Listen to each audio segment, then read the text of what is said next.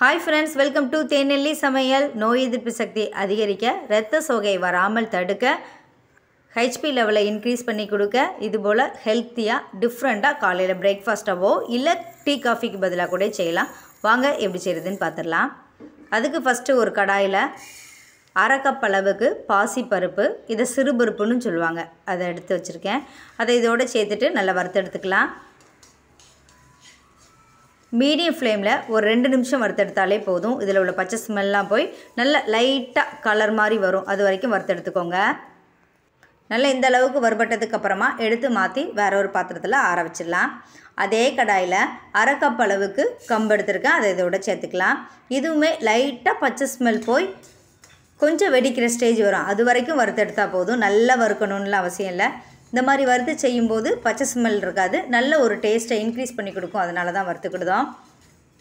நான் ஏற்கனவே கம்பை நல்லா அலசிட்டு ஒரு காட்டன் கிளாத்தில் ஒரு 2 நிமிஷம் 3 நிமிஷம் போல் ஃபேன் காற்றுல காய வச்சா நல்லா ட்ரை ஆயிரும். கொஞ்சம் ஈரப்பதங்கள் இருந்தாலும் வறுக்கும்போது அது போயிடும்.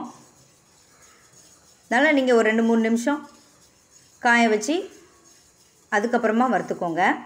நல்லா இந்த அளவுக்கு வறுபட்டதுக்கப்புறமா எடுத்து மாற்றி இதையும் நல்லா ஆற வச்சிடலாம். இப்போ வறுத்து வச்சுருக்க பச்சை பயிரில் கொஞ்சம் தண்ணி ஊற்றி ஊற வச்சுருங்க. ரெடி பண்ணி வச்சுருக்க கம்பில் மிக்ஸி ஜாரில் சேர்த்து நல்ல குறப்பாக ஒன்றும் பாதியமாக ரவை பக்குவத்தில் இருக்கணும். முழு கம்பு இருக்கக்கூடாது, அந்த பக்குவத்தில் கொஞ்சமாக அரைச்சி எடுத்து வச்சுக்கோங்க.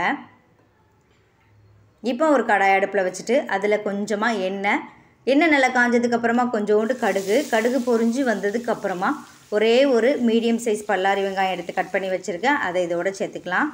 கொஞ்சம் 5-6 கருவேப்பிலை இலைகளையும் சேர்த்து நல்லா வதக்கி எடுத்துக்கோங்க. வெங்காயம் கொஞ்சம் கலர் மாதிரி வரணும், அது வரைக்கும் நம்ம வதக்கி எடுத்துக்கலாம். நல்லா லைட்டாக கலர் மாறினதுக்கப்புறமா இதோட ஒரே ஒரு மீடியம் சைஸ் தக்காளி எடுத்து குட்டி குட்டியாக கட் பண்ணி வச்சுருக்கேன், அதையும் இதோடு சேர்த்துக்கலாம்.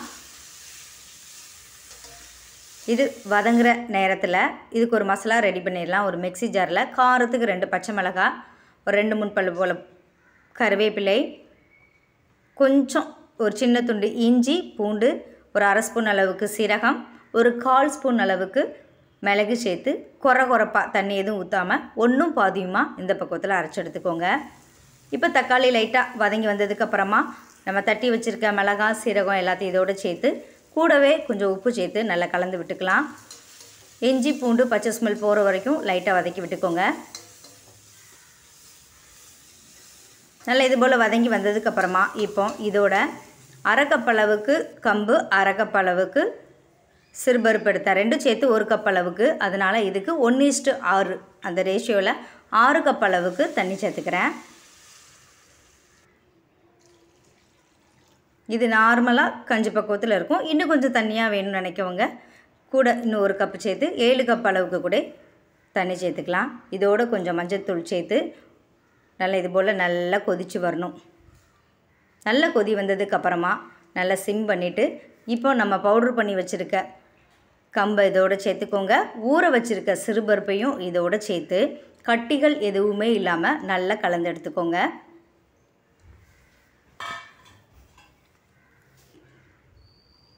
ஒரு கரண்டியை வச்சு லைட்டாக நல்லா கலந்து விட்டிங்கன்னா கட்டிகள் எதுவுமே இருக்காது. அப்படியே இருந்தாலும் லைட்டாக உடச்சி விட்டிங்கன்னா நல்லா கலந்துட்டு வந்துடும். நல்லா இந்த அளவுக்கு கலந்து விட்டதுக்கப்புறமா இதை அப்படியே ஒரு மூடி போட்டு மூடி மீடியம் ஃப்ளேமில் ஒரு 5 to 7 நிமிஷம் கொதிக்க வச்சுக்கோங்க. இப்போ இதுக்குள்ளே இதுக்கு ஒரு சின்ன சைடிஷ் ரெடி பண்ணிடலாம். ஒரு கடாயில் கொஞ்சமாக பச்சை பயிறு சேர்த்து நல்லா வறுத்து எடுத்துக்கோங்க. கையளவுக்கு ஒரு 2 குத்தளவு எடுத்திருக்கேன். கப் அளவில் பார்த்தோன்னா ஒரு 1/4 கப் அளவுக்கு எடுத்து நல்லா வறுத்து எடுத்துக்கோங்க. இதில் உள்ள பச்சை ஸ்மெல்லாம் போய் நல்ல இந்த அளவுக்கு கலர் மாதிரி வரணும், அப்போ தான் டேஸ்ட்டு நல்லாயிருக்கும். பொறுமையாக வறுத்து எடுத்துக்கோங்க. எப்போதுமே வறுக்கிறது நல்லா வறுத்துட்டோன்னா அதோட டேஸ்ட் நல்லாயிருக்கும். நல்லா இந்த அளவுக்கு வறுபட்டதுக்கப்புறமா எடுத்து ஒரு கண்ணியில் மாற்றி நல்லா ஆற வச்சுருக்கேன். அதை இப்போ மிக்ஸி ஜாரில் சேர்த்துக்கோங்க. இப்போ இதோட காரத்துக்கு 4 காஞ்ச மிளகாய் வத்தல் எடுத்திருக்கேன், அதை நல்லா லைட்டாக அடுப்பில் சுட்டுட்டு சேர்த்துருக்கேன். கூடவே ஒரு 3 பல்லு போல் பூண்டு, 5-6 கருவேப்பிலை சேர்த்து இதோட ஒரு சின்ன துண்டு புளி ரொம்ப சேர்க்கக்கூடாது, 1 குட்டை அளவுக்கு புளி, கொஞ்சம் உப்பு சேர்த்து தண்ணி எதுவுமே சேர்க்காமல் இது போல் குறப்பாக அரைச்சி எடுத்துக்கலாம். நல்லா இந்த அளவுக்கு அரைச்சதுக்கப்புறமா இதோட கொஞ்சம் தேங்காய் சேர்த்து கொஞ்சம் கொஞ்சமாக தண்ணி ஊற்றி நல்லா கட்டியாக அரைச்சி எடுத்துக்கோங்க. துவையல் வந்து கட்டியாக தான் இருக்கணும், தண்ணியாக இருக்கக்கூடாது. ஆனால் நல்லா அரைப்பட்டுருக்கணும். நல்லா பேஸ்ட்டாகவும் அரைக்கக்கூடாது, கொஞ்சம் லைட்டாக குறப்பாக இருக்க மாதிரி அரைச்சி எடுத்துக்கோங்க. இது அப்படியே வேற ஒரு கிண்ணியில் மாற்றிடலாம். இது ரசம் சாதம், பருப்பு குழம்பு, சாம்பார் எல்லாத்துக்குமே நல்ல பெஸ்ட்டு காம்பினேஷனாக இருக்கும்.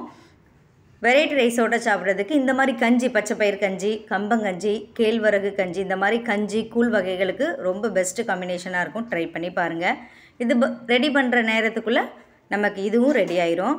நல்லா இது போல் வந்துடும். இடையிடையே ஒரு தடவை இல்லைன்னா ஒரு 2 தடவை நல்லா கிண்டி விட்டிங்கன்னா மீடியம் ஃப்ளேமில் நல்லா வெந்து வந்துடும்.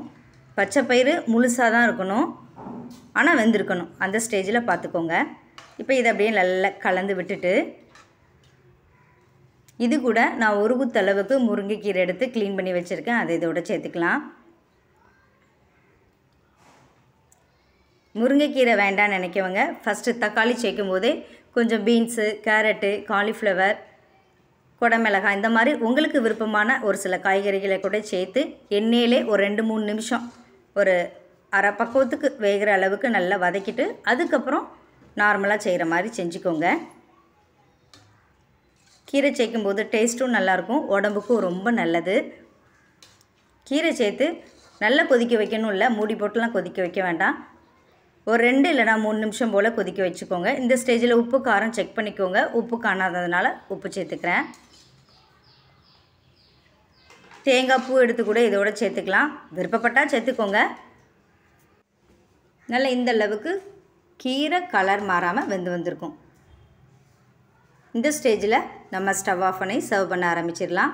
நீங்கள் கீரை சேர்க்கலைங்க பட்சத்தில் கொஞ்சம் மல்லி இலைகளை குட்டி குட்டியாக கட் பண்ணிவிட்டு ஒரு குத்தளவு சேர்த்து நல்லா கிளறி விட்டிங்கன்னா நல்ல டேஸ்டான கம்பு பாசி பருப்பு கஞ்சி ரெடி ஆயிரும்.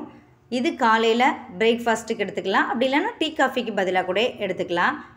உடல் எடை கம்மி பண்ணணும்னு நினைக்கவங்க காலையில் பிரேக்ஃபாஸ்ட்டுக்கு இதை மட்டுமே எடுத்துக்கோங்க, வேறு எதுவுமே எடுத்துக்கிடக்கூடாது. உடல் எடை கெயின் பண்ணணும்னு நினைக்கவங்க காலையில் நார்மலாக இட்லி தோசை சாப்பிட்டு இது எக்ஸ்ட்ரா ஒரு டம்ளர் போல் டீ காஃபிக்கு பதிலாக குடிச்சிங்கன்னா உடல் எடை நல்லா கெயின் ஆகும். இது கம்பு முருங்கைக்கீரையில் இரும்பு சத்து அதிகமாக இருக்கிறதுனால இரத்த சோகை வராமல் தடுக்கும். ஹெச்பி லெவலை நல்லா இன்க்ரீஸ் பண்ணி கொடுக்கும். நோய் எதிர்ப்பு சக்தி அதிகரிக்கும். எலும்புகளுக்கு ரொம்ப நல்லது. வாரத்தில் 2-3 நாள் இதை காலையில் பிரேக்ஃபாஸ்ட்டாவோ இல்லை டீ காஃபி பதிலாக கூட இதை எடுத்துக்கலாம். இதுக்கு பெருசாக சைடிஷ் தேவையில்லை. விருப்பப்பட்டிங்கன்னா இந்த மாதிரி காண துவையல், பச்சைப்பயிறு துவையல், பருப்பு துவையல், தேங்காய் துவையல் இது எல்லாமே பெஸ்ட்டு காம்பினேஷனாக இருக்கும். மோர் வத்தல் கூட இதுக்கு நல்லாயிருக்கும். இதில் கம்பு முருங்கைக்கீரை ரெண்டுலேயுமே இரும்பு சத்து அதிகமாக இருக்கிறதுனால ஹெச்பி லெவலை நல்லா இன்க்ரீஸ் பண்ணி கொடுக்கும். இரத்த சோகை இருக்கவங்க வாரத்தில் 2-3 நாள் இதை எடுத்துக்கலாம். நீங்களும் இதுபோல் செஞ்சு பார்த்துட்டு எப்படி இருந்துச்சுன்னு கமெண்ட் பண்ணுங்கள். இந்த வீடியோ உங்களுக்கு யூஸ்ஃபுல்லாக இருந்துச்சுன்னா மறக்காமல் தேநெல்லி சமையலை சப்ஸ்கிரைப் பண்ணுங்கள். Thank you friends.